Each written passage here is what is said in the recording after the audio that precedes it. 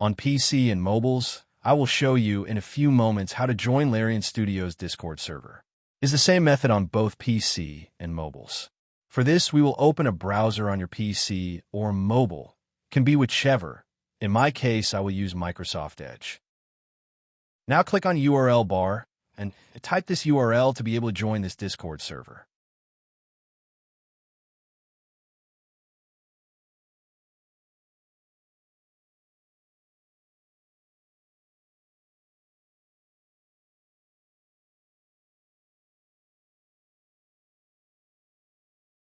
Doing this will automatically start your Discord application if you have it installed.